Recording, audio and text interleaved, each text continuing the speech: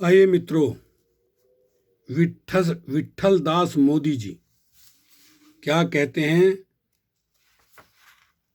आरोग्य मंदिर प्रकाशन गोरखपुर, विट्ठल दास मोदी बताते हैं अपना अनुभव। विपश्यना मेरा अनुभव। शाम को 5 बजे मैं बर्मी बोध विहार पहुंचा। यह वाराणसी कैंट स्टेशन से लगभग 1 मील की दूरी पर पूर्व की ओर है। नजदीक ही बस का अड्डा है। घनी आबादी के बीच जगह भी कुछ जची नहीं। स्वच्छता और विस्तार की मनोनुकूल नहीं लगा। मुझे रहने को 8 फुट लंबा और 6 फुट चौड़ा एक केबिन मिला। सोचा चलो शुरू करो। 2-1 दिन तो देखे ही तबीयत नहीं लगी तो भाग निकलेंगे। चतुर्भुज मेरा पुत्र यहाँ वाराणसी में ही रहता है। घंटे भर लोगों का जायजा लेता रहा। कुल 100 व्यक्ति थे। 50 विदेशी, जिनमें अधिकतर युवक और युवतियां, और 50 भारतीय, जिनमें सभी उम्र के लोग 12 वर्ष के बच्चे से लेकर 75 वर्ष के बूढ़े तक थे। यहाँ संध्या 7 बजे से कल्याण मित्र श्री सत्यनारायण गोयनका जी, जो अब नहीं रहे, निर्वाण प्राप्त कर गए, के संचालन में 10 दिन का विपश्यना साधना शिविर चलने वाला था। और इसमें सम्मिलित होने में अपने मित्र यशपाल जैन की आज्ञा सिरोधार्य कर आया था। बात यह हुई कि उनके समझाने पर जब मैं किसी तरह राजी न हुआ तो उन्होंने कहा, अब मेरी आज्ञा समझकर शिविर में शामिल हो। तो फिर मुझे प्रयोग के लिए इसमें शामिल होना पड़ा। किसी साधना शिविर में शामिल होने या किसी ध्यान को सीखने में मेरी बचपन से ही अरुचि थी। यूं आरोग्य मंदिर में अनेक साधु महात्मा चिकित्सा के लिए पधारे हैं। बहुत से गुरु भी। सभी ने मुझे प्रसाद स्वरूप ध्यान सरीखी कोई चीज देनी चाहिए, पर मैंने किसी को अपने कंधे पर हाथ न रखने दिया। एक बार तो अनायास ही कहीं से एक थियासोफिस्ट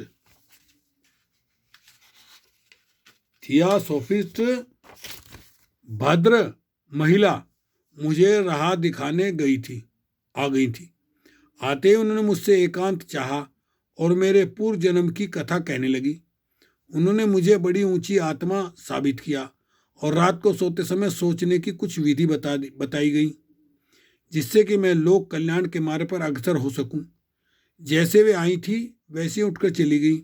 मैं अभिभूत हुआ, जैसे कोई सपना सा देखा हो, पर मुझसे करते कुछ बना नहीं। दिशा नहीं बदली और मैं व्यापार में ही लगा रह गया। ध्यान के प्रति अरुचि मेरी इसलिए थी कि जब मैं 10 वर्ष का था तब मैं स्थानीय भजनाश्रम पाठशाला में पढ़ता था। वहाँ पढ़ाई कम होती थी, भजन ध्यान अधिक। 1 साल में ही मुझे गीता के 700 श्लोक कंठस्थ करा दिए गए थे, जिनका नित्य 1.5 घंटे के अंदर पारायण कर जाना पड़ता था। ध्यान वहाँ सिखाया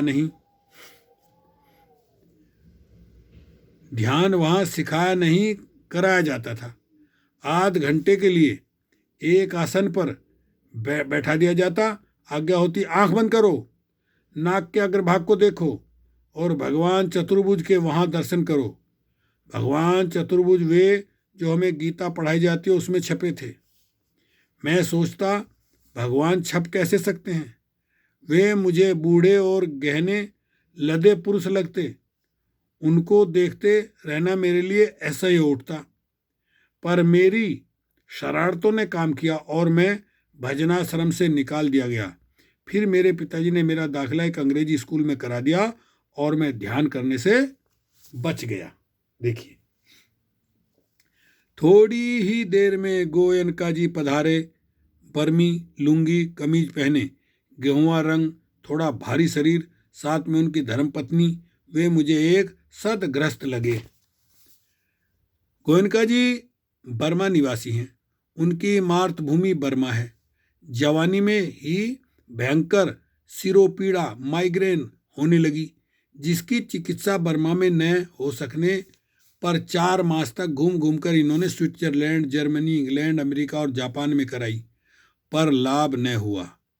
एक मित्र के कहने पर बड़ी हिचकिचाहट के बाद वे सयाजी उबाखिन के एक 10 दिन के विपश्यना साधना शिविर में शामिल हुए। विपश्यना साधना से उनका सिर दर्द ही नहीं गया, वह तनाव भी दूर हो गया जो सिर दर्द का कारण था और जीवन को भार बनाए हुए था। फिर गोयनका जी उबाखिन के भक्त ही बन गए और 10 वर्ष तक उनके भारतीय विद्यार्थियों के लिए दुभाषी का काम करते रहे और अपना ज्ञान तथा अपनी साधना बढ़ाते रहे। सयाजी उबाखिन जिनकी आज्ञा से उन्होंने पहला 10 दिन का साधना शिविर 3 जुलाई 1969 से 13 जुलाई 1969 तक बंबई में चलाया। इसके बाद तो शिविरों का तांता लग गया, हजारों व्यक्तियों ने उनमें भाग लिया है। आध घंटे बाद हमें हाल में बुलाया गया, साफ सुथरा हाल जिसमें 200 व्यक्ति आसानी से बैठ सकते थे। पीछे सफ़ेद संगमरमर की बनी भगवान बुद्ध की मुस्कुराती एक ऊंचे चबूतरे पर प्रस्थापित मूर्ति, हल्का प्रकाश, मूर्ति के सामने ही चौकी पर गोयनका जी और उनकी पत्नी, सब कुछ बड़ा मनमोहक सा लगा। हम लोग बैठ गए। पहले गोयनका जी ने कुछ प्रार्थना की, हमारा स्वागत किया और हमें इंद्रियों के धर्म, उनकी संवेदनाओं, दुख सुख के आवरण में लिपटे दुख, तृष्णा, मन, बुद्धि, अहंकार, आसक्ति आदि के बारे में बताया और फिर हमें आनापान विद्या,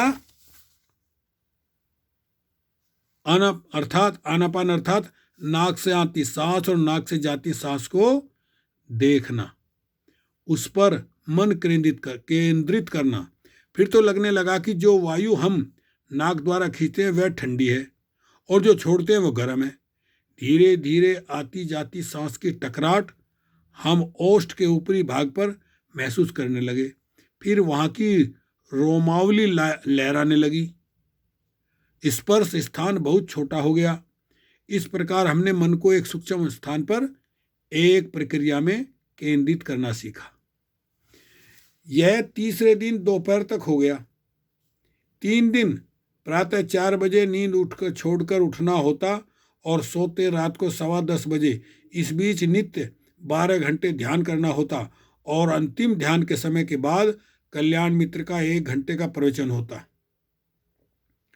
प्रवचन में वे मन, बुद्धि और चित्त का स्वरूप बताते, आसक्ति, कामना, अतृप्ति, तृष्णा का दुख से संबंध समझाते और जिस पथ पर वे हमें अग्रसर कर रहे थे उसकी विधि स्पष्ट करते।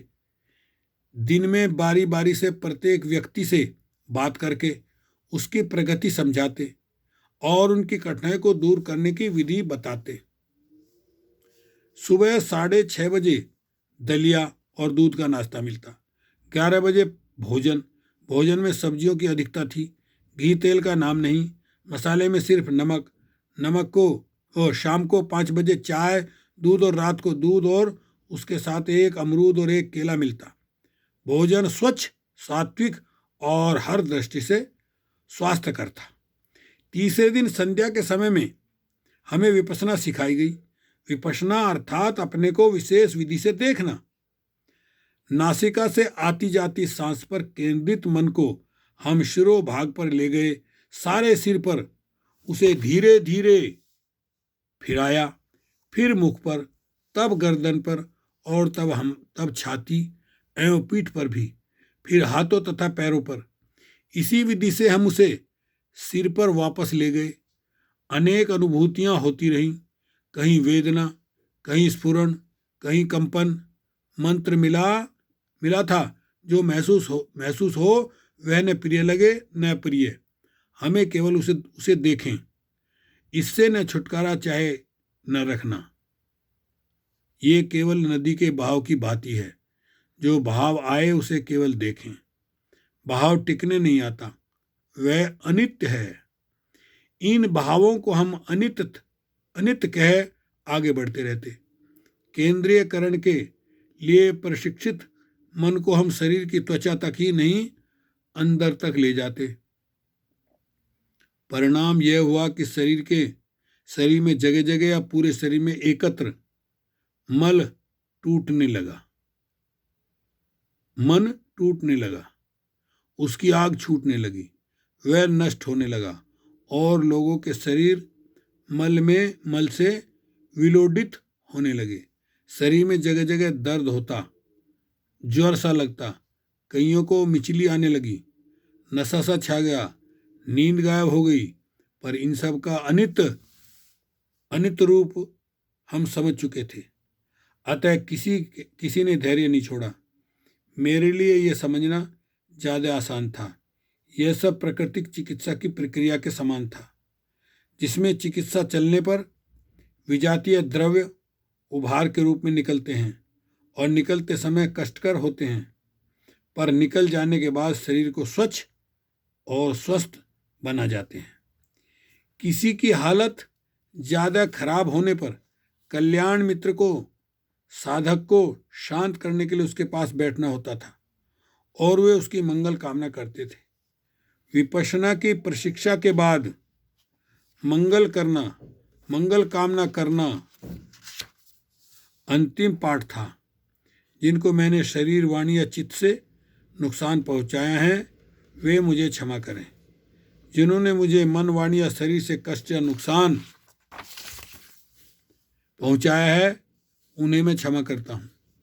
सिखाया गया कि अपने मित्रों, हितैषियों, संबंधियों और उन्हें भी जिनके प्रति क्रोध या द्वेष हो, एक एक कर मानस पटल पर लाओ, उनकी मंगल कामना करो, उनका मंगल हो, ये सुख से रहें, ये निर्भय रहें, ये स्वस्थ रहें। यह क्रिया फल हुआ कि मन में जो राग, द्वेष, क्रोध पल रहे थे वे धुलने लगे और उसी अनुपात में मैं अपने को हल्का अनुभव करने लगा। विपश्यना शिविर के 10 दिन कैसे चले गए पता ही नहीं लगा। पता चला अंतिम दिन के आज अंतिम दिन है। जल्दी जल्दी मैं लोगों से परिचय प्राप्त करने लगा। विदेशियों का परिचय जानने की इच्छा बलवती थी। आप कहाँ से आए हैं? स्विट्जरलैंड से। कब तक यहाँ रहोगे? कल जा रहा हूँ। विपश्यना शिविर का पता आपको कैसे चला? स्विट्जरलैंड में मेरे एक मित्र ने मुझे बताया था। यहाँ भारत नहीं घूमेंगे।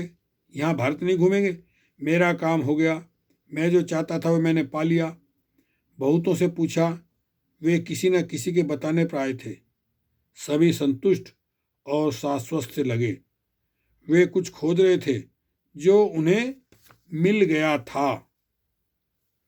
कई विदेशी शासकों के मैंने साधारण शिविर में प्रवेशित होने के लिए भरे गए प्रार्थना पत्र देखे, जिसमें एक प्रश्न का भी उत्तर देना था कि क्या आप किसी नशे के आदी रहे हैं या हैं? 10 में से 6 का उत्तर था LSDR और गांजा। वे गांजे और LSRD का प्रयोग किसी आध्यात्मिक सुख की झलक पाने के लिए करते थे। यह रहा इन्हें यहाँ विपश्यना में मिली। नशे की आदत कितनी विकट होती है, पर ये और सभी साधक शिविर के 10 दिनों में बड़े संयम से रहे और साधक के लिए आवश्यक पंचशील, हिंसा नहीं करना, चोरी नहीं करना, ब्रह्मचर्य पूर्वक रहूँगा, असत्य भाषण नहीं करूँगा, मादक द्रव्य का व्यवहार नहीं करूँगा, इनका पूर्ण पालन करते रहे। कल्याण मित्र गोयनका जी ने समापन भाषण किया। यदि वासना मिट जाए तो आदमी स्वयं तर जाएगा, उसे सहायता की जरूरत नहीं रह जाएगी। वे जो बताना था बता चुके थे। उनकी अंतिम सलाह अपने पैरों पर खड़ा रहने की थी। गुरु शिष्य की कोई बात नहीं थी। मित्र अलग हो रहे थे। उन्होंने अंतिम सलाह के तौर पर कहा, नित्य प्रातः और रात्रि को 1-1 घंटा साधना में जरूर बैठें और मुझे भी कुछ दें। वह यह कि साधना के अंत में जब सबको मंगल कामना भेजें, मुझे भी मंगल कामना भेजना न भूलें। बस केवल यही दक्षिणा मुझे अपने साधकों से चाहिए। शरीर शोधन के लिए समय समय पर मैंने कई छोटे बड़े उपवास किए हैं। एक बार 38 दिन का भी एक उपवास किया था। उस उपवास के अंत में मैंने शारीरिक स्वच्छता का अनुभव किया था। उसी स्वच्छता की अनुभूति मुझे साधना शिविर के अंत में हुई। मन पर क्या प्रभाव पड़ा? इसके नाप जोख का उपाय मेरे पास नहीं है। हाँ, मेरी पुत्रवधू उमा ने वाराणसी से मेरी पत्नी से पत्र लिखकर जब पूछा कि विपश्यना शिविर का बाबूजी पर क्या प्रभाव पड़ा है, उन्होंने लिखा कि उनका क्रोध बहुत कम हो गया है। और तभी मैंने जाना कि मेरा क्रोध मेरी पत्नी के लिए कष्टकारक होने की सीमा तक पहुंचा हुआ था। विपश्यना साधना भगवान बुद्ध द्वारा प्रणीत साधना की वह विधि है जिसके द्वारा उन्होंने बुद्धत्व प्राप्त किया था। यह विधि उन्होंने अपने शिष्यों को सिखाई और उन्होंने अपने शिष्यों को सम्राट अशोक के समय में वह वर्मा गईं और वह वहां अब तक अपने अक्षुण्ण रूप में बनी हुई बर्मा से भारत वापस आई। बर्मा ने उसे भगवान बुद्ध की जन्मभूमि भारत से जो बौद्ध धर्म उसे मिला था उसके कृतज्ञता स्वरूप भेजा है। तो अगली वीडियो में इसका आगे का वर्णन सुनाएंगे। ओके, शुक्रिया, धन्यवाद।